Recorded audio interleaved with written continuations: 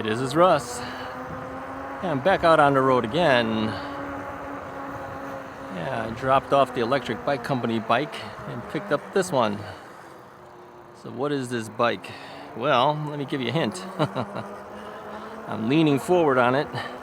Total different bike feel than the electric bike company. It's kind of an aggressive feel.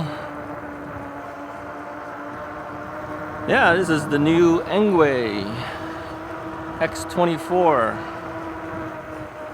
Yeah, this one's a fun one, that's for sure. But it does make me lean forward and down. I think I will have to put on that that handlebar riser, handlebar stem riser. Oops, didn't want to go here. It's gonna empty me out into a major street here. Don't want to do that. Let's see, I'm going to let this car from behind me get past me.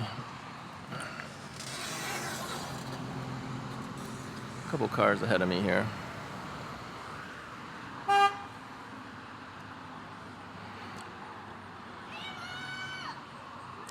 These are kids.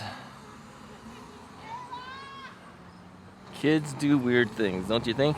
I'm going to let this other car go past me here. I think they're all getting out of school or something. This may be the second day at school for them. Let me go up this sidewalk here. I don't typically like riding sidewalks, but I'm not in the area I need to be. And so to get there, I don't feel like going on the street, across the street, and then coming back over here. So we're just going to take the sidewalk. So this X24 kind of has the same issue that the Magicycle Deer Step Through 20 has for the display screen. So what I did is I put a piece of tape on the display screen. Now I can read it. Now I didn't finish it up like the other Magicycle one, where I alright, we're gonna have to stop here. Let this guy okay, he's gonna let me through, so thank you very much. I didn't finish it off where I put the remaining tape on the top and the bottom part. I had to go on a diagonal, as you know. And but if you look at the screen, I'm sure you can see it on the camera. You can see a stripe here and a stripe here. That's because I put it on a diagonal. I didn't put the best application of it. I forgot that I needed to do it to this one, and so I needed to get out on the bike. So I just put a tape on it real quickly, so it looks really bad. It's got air bubbles and everything going on over there. So yeah, that's not good, but I can fix it later. All right, let's do this. All right, we're gonna turn here. Let's go down this street. But there's no information on this top section or this bottom section. So I am reading everything there. I could literally just leave it as a diagonal strip and not put plastic tape on everything. I'll just clean it up a little bit later. So X24, what's the deal with the X24? Well, we did the review on it already, but let me kind of remind you a little bit about what the deal is with this bike. This bike has 24-inch by 4-inch fat tires. There's no fenders on it, but it is 24-inch by 4-inch. Now 24-inch also means that the frame is also 24 inches size for the 24-inch, I should say. And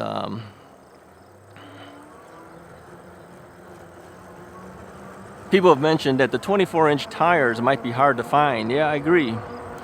But what if the manufacturers started to get behind it and said, you know, we're going to make these 24-inch bikes, and just told the bike tire companies we're going to start doing it. Maybe the bike tire companies will start making more 24-inch tires then, right? I mean, if nobody makes it, then of course, then what's the point? The tire companies aren't gonna bother with it either. But at this point, if companies started to make them, then we might see more, right? So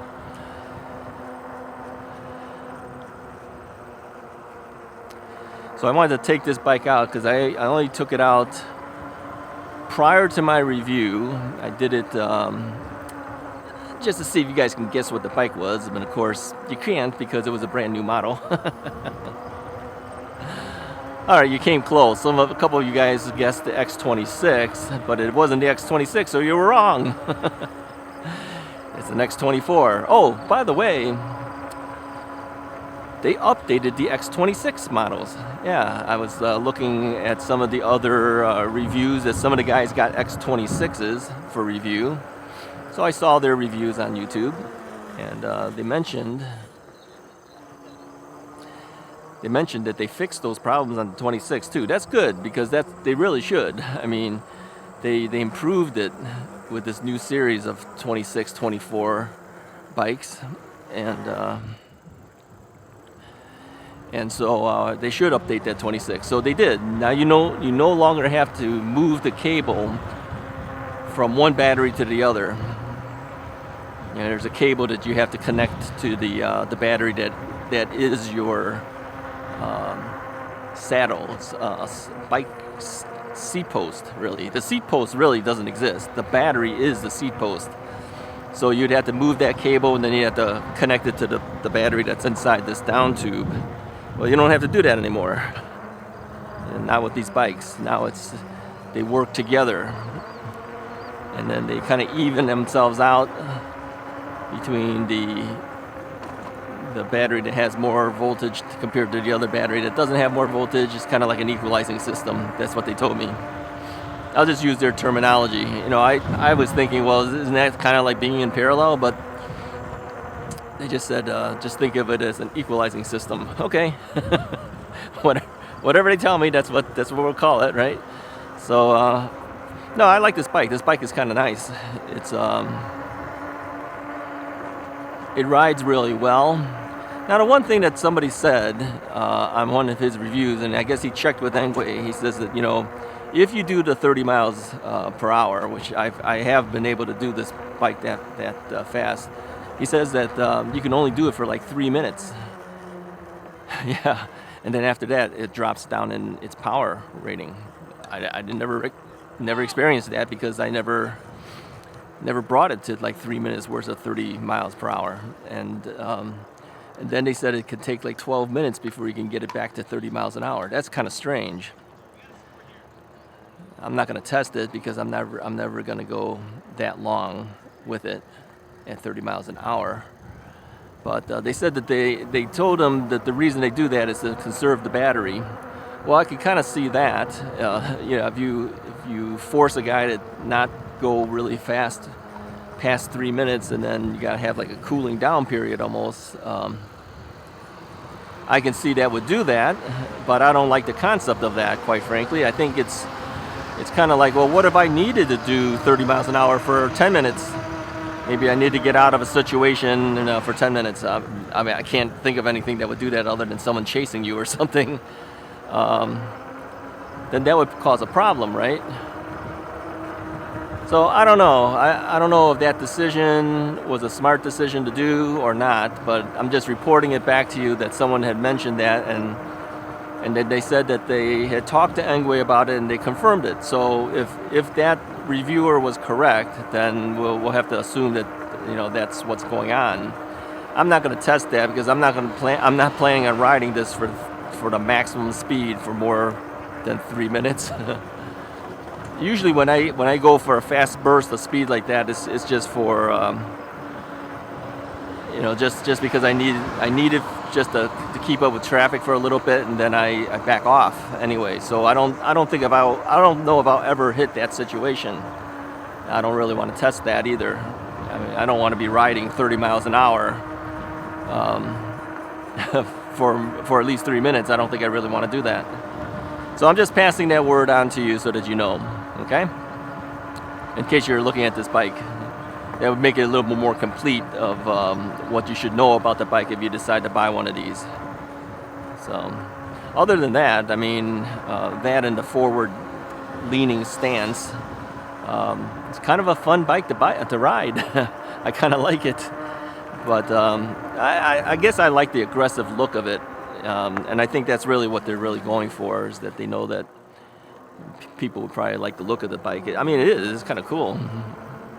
If you're into that kind of thing, you know. I mean, it's a major contrast to the bike I just rode for yesterday's video, which was the Electric Bike Company bike. This is the same day, by the way. I just returned the one bike home and picked up this bike. What I do is I offload the footage of what I shot, put it on the computer, change out my batteries, and then I go back out again. I figure I'd go out while I can, because the weather is pretty decent right now. It's got a nice cool / warm breeze going on, and I don't know what tomorrow will bring. You know, you never know if it's going to rain, you don't know if it's going to be hot, so I figured, yeah, while I still feel like I can ride, I'll take it out again, do at least 2 videos in one day then. So that's where we're at. Okay. But yeah, this X24 is an interesting bike for sure. It folds in the middle. I've never folded it. I don't see the reason to do it. You know, people have done it on their reviews. They folded the big 26 and they're struggling all over the place with it to fold it. I mean, what's the point of folding it? The reason they do it really is because they put a second battery in that top tube, and to be able to access, to get that battery out, put another battery in if you have to do it. You got to fold the bike to do it. But because of the fact that there is a charging port now on the side of it, I don't have to take the battery out, so why do I need to fold the bike? You could say, okay, for storage, it makes the bike smaller. Okay, that's true, but I wouldn't, even my folding bikes that I have now on the other bikes, I don't fold it to store it. I leave it fully out. So same thing here. I don't see myself folding this bike, because there's really no reason for me to do so, and I know I would struggle to do it because it's a big heavy bike. So anyway, it's you know, people thought it was a kind of a strange thing to make it a folding bike, but it's not. I don't think it's really designed for that. I think it's designed just so that they can put the battery in there on that top tube. So it's just an added benefit that if you have to fold the bike to store it somewhere, you could do that. But I don't plan to do it, so I've never folded it up.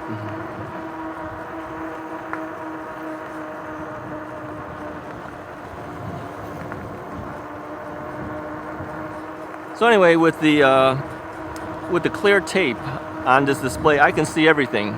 I was not able to see it at all. Well, I could see it if I angled my head a little bit, but I wasn't really able to see it very well before the whole tape situation. This tape thing really does help.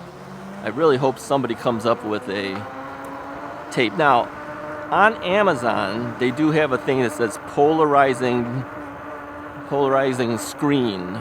Okay, polarizer screen. If you look it up on Amazon, but I look at that and it looks like it's tinted. I don't want tinted. I want clear and polarizing screen. So I don't know if they make such a thing, but you know, if the manufacturers were to find a company that they can work with, I'm sure they can. I mean, it's in China. I mean, everything's in China. Find a clear company that makes those type of screens that they can put on, and then size it to fit bicycle displays, whether it's a horizontal display or a vertical display, and sell it. Yeah, I bet you have people who would buy them. I don't know how much money they could really make. I mean, how much could that thing really sell for before people think it's a ripoff? I would pay maybe $5 for one. I don't think I'd pay much more. I mean, it's just hey, if it was $10, hey, at that price, I'm just gonna stick the sticky tape on there. Does the job. Doesn't look the greatest, but if you work it right, it'll look better. I'll make it look better. I just slapped this on as fast as I could so I can get out and ride. But that's a fast solution, right? Yeah, thank you for giving us the solution. Until somebody else comes up with a commercially made one that might look a little bit better.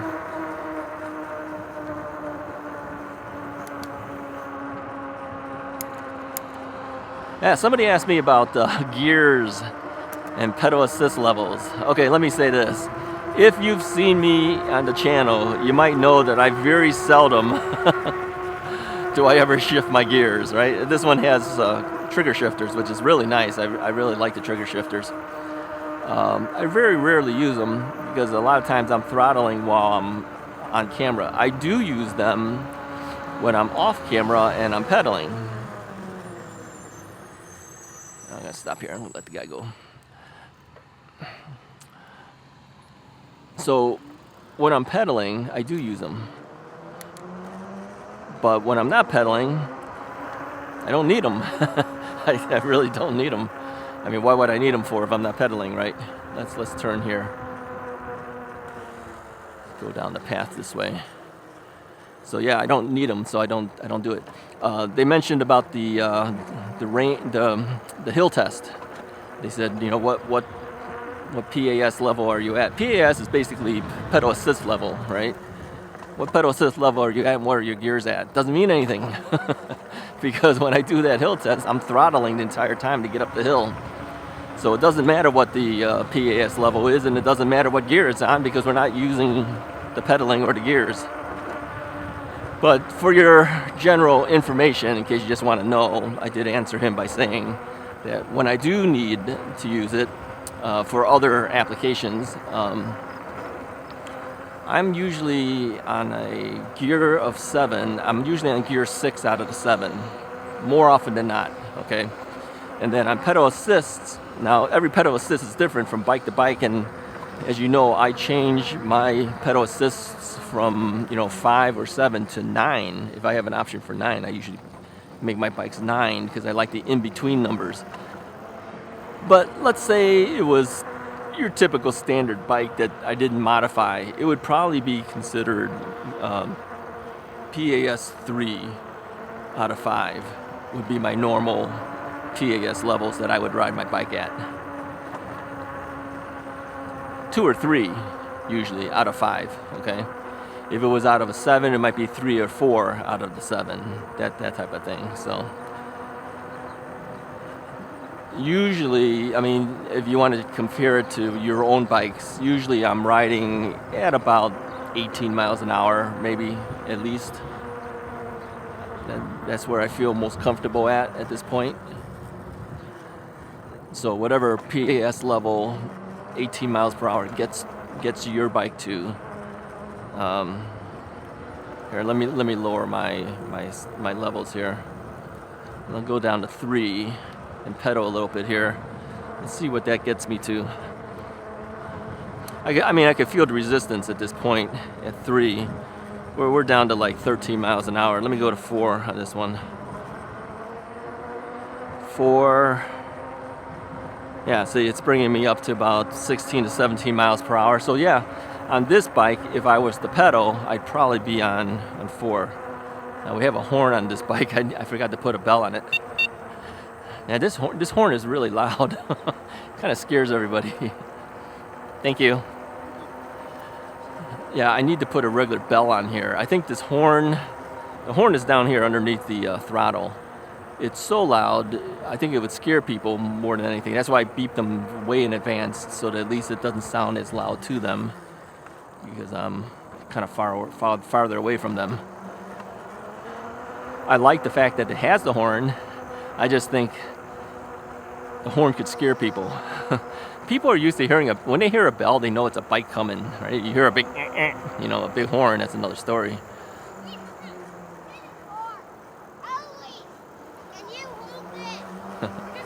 Kids are fishing.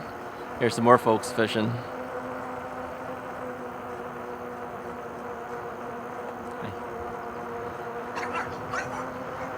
Dogs are always trying to get me. They're always trying to get me. Dogs are always barking at me.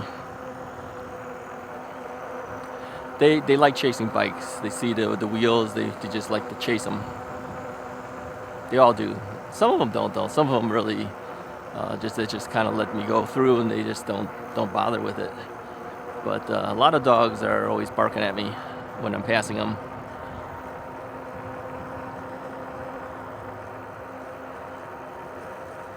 Beware of dog while riding. So anyways, I asked Mrs. Wright how many times she thinks people will call us cheaters while we're on the Lakeshore Drive bike to drive event, and kind of took her back because I don't know if anyone's ever called her a cheater yet. I think maybe once somebody did. She didn't know how to answer that. She thinks people will just accept it. They probably will, because there's bound to be a lot of e-bikes on the road on that ride. But I still have a feeling somebody's going to call us a cheater while we're out there. We'll see. So here's my plan of attack. I was thinking about how am I going to record this and how much of it should I record. There's some areas of Chicago I want you guys to see. I mean, it is the iconic area of being down in the downtown area of Chicago. You know, you go down Lakeshore Drive, you see a lot of iconic Chicago buildings. You see Lake Michigan, all that stuff. I figured the best thing to do was to put my GoPro on, like I usually do, on my chest. And then I'm going to keep the 360 camera on top of my X-Nito helmet, because I do have it mounted. I have a mount set up on one of my X-Nito helmets. I have two of the helmets. Actually, we got 3 X-Nito helmets. Mrs. Wright has one, I have 2. And I have one set up so that I can put my 360 camera directly on top of my head. You know, because of the weight of that camera, it makes your helmet kind of heavy. Don't like that idea, but if I do that, then I could just ride. I can just ride and let the camera record everything. And then I can pick and choose certain areas from that 360 camera to show you what's on the left side or right side or whatever I want you to see. I mean, I don't think I will set it up so that you see the entire ride as a 360. That would be just too much. And the editing would just be crazy with the amount of footage that's going to be generated. So I'll just let it run, and then I go, oh, okay, I want to show this. Then I'll find that area and then, you know, show you that as a regular shot. The thing with the 360, it's not a 4K video. It's more like 1080p. Although they'll tell you it'll record, I don't know what they claim, 5K or something like that. But really, that's like 5K among 360 degrees. So when you're looking only at the one angle, it's really closer to like a 1080p view. So it actually won't be as sharp as the 4K videos that come off the GoPro. But still, to be able to have the coverage and not have to think about it, I think they'll do that. And then I think I'm going to voice over this recording. I'm not going to be talking on it, because they have to deal with the audio recorder too, as well as 2 other cameras while riding with so many people around. I think that's going to be tough. Plus, I think people are talking, things will be happening. It won't be as interesting if I was actually talking on the video while I was riding. So I'm going to voice over it, and then I'll use the GoPro's audio as ambient sounds. Now you might hear me every now and then talking to Mrs. Wright or Daughter Wright. I don't know how to call her. Daughter Wright? And you might hear that every now and then, or I might edit out some of that. We'll see. I don't think either one of them want to be on camera, so at best, if they're in front of me, we'll see the back of them maybe. But I don't intend to allow you to see their faces, as I usually don't, and Mrs. Wright doesn't want it anyway. I know Daughter Wright probably would feel the same way. We'll play it by ear. We'll see how it goes. I did order a larger memory card, so I don't have to swap out memory cards as much. What I usually use on my GoPro is only a 64 gigabyte card. However, I ordered a 256 gigabyte card so that I don't have to worry about swapping out the memory card. I'll keep the extra one with me in case I run out of memory. Then I could always swap out, but I'm hoping that the 256 will record the entire ride. Usually the 64, I can do like at least an hour or more and not worry about running out of memory card space. So I figure 256, I should be able to get, what is that? Is that 4 times more? Yeah. So I should cover the whole event, I think. The 360 camera won't make it that far. I know that. I don't. I may have to swap the memory card out on that one, and I only have 2 batteries for that camera. I have 3 batteries for the GoPro. I know that the GoPro will do at least an hour per battery. That's 3 hours worth. 360 camera, I don't know how much time that actually goes until the battery dies. So we won't get the entire thing on 360, but that's okay. You know, I'm not going to use all of it anyway. So these are some of the things we have to think about when preparing for. All right, let's turn here. When preparing for an event, kind of think through in my mind what I'm going to do. So what do we have on this bike? We got one of the Lamical. I don't know which model this is. This is the BP07. I'm not sure. I don't know. Whatever. I have one of these on here. I have an external headlight made by a company called Entity, and that's all that's on this bike. Other than that, everything is pretty much stock. I've not figured out a good place to put a water bottle cage on this thing. There is no water bottle bosses or anything like that. And there's nowhere to mount a water bottle on here that I can see that would be easy.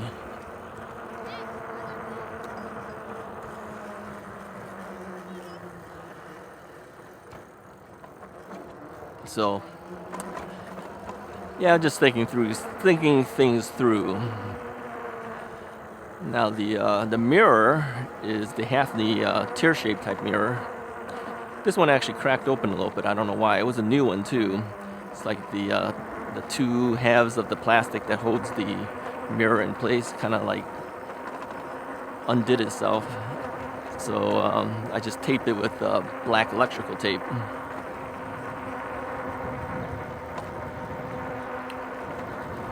Yeah, I usually like having headlights blinking, as you see, but I'll say that between this Entity and the one that I get from Magicycle, the Magicycle's headlamp is a lot brighter. This one's pretty bright, that's why I bought it, but the Magicycle one's even brighter than this. The whole point is I want a blinking headlight so people know I'm coming. And when I bought this particular headlight, it came with a rear tail light that blinks as well. That's on some other bike. I don't know where it is right now. Might be on my Cruiser, my Magicycle Cruiser. I'm not sure. Yeah, I have to swap back and forth between accessories to go from bike to bike. I don't even have my tools with me because there's really the rear rack has that padded seat, so that you can carry another passenger if you want to, which I will never ever do. There's no foot pegs for the passenger to put their feet down. I don't think it's safe then, so I'm not doing it. I only leave the seat, that padded seat there because I think it looks nice. But and you could still use it as a rear rack that way. And plus the fact that when you're if you're riding and there's rain or something like that, it'll keep the back wheel from splattering you because it'll hit that seat before it hits you. So it's kind of like a rear fender in a sense. But of course there's no real actual fender there, and there's no fender in the front tire here either.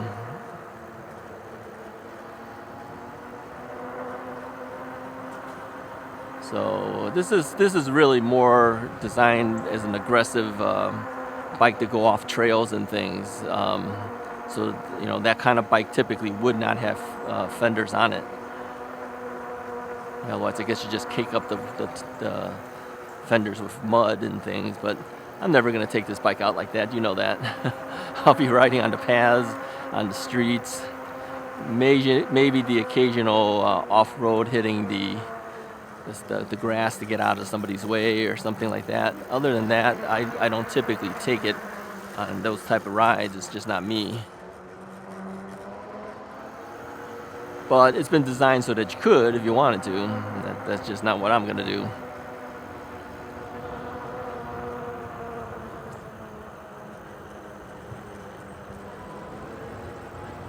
So people have asked me, are you going to sell this one off?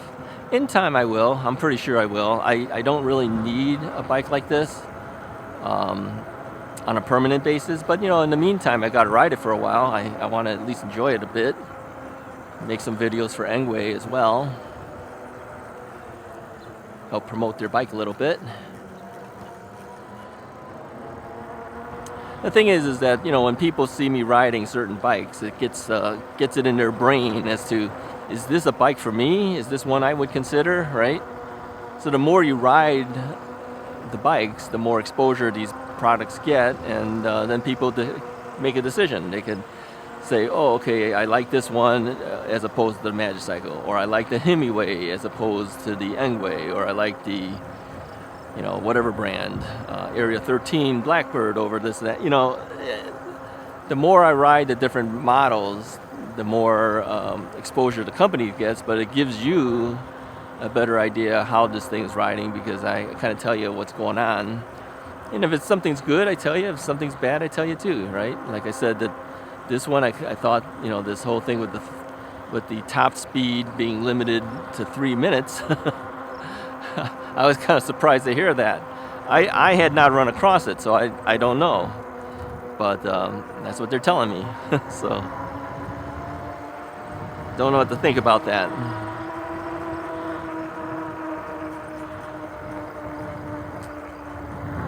All right, according to this, I'm still at 92% of battery. Well, that's not unsurprising. I've got both batteries running right now. I've got the one in the top tube running, and I got the seat post battery running. So between the two batteries, we've got a lot of range, supposedly, right? And since I've been throttling more so than pedaling, I should pedal a little bit here. I'm gonna lower my pedal assist level. Whoops. That's the horn, by the way. Accidentally hit the horn. My thumb went down and I went to grab, and of course I grabbed the horn instead. Yeah, the horn is loud. Scare everybody.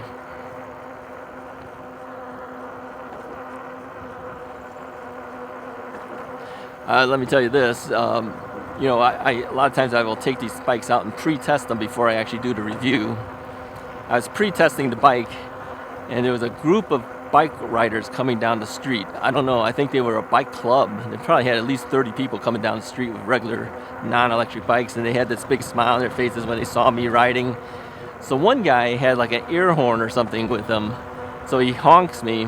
So I hit him with my horn and blasted him back. And they all had a good laugh about that. And they thought they were going to get me by hitting the horn. I horned them back. Yeah, you can't do that to me and not get that back. Payback.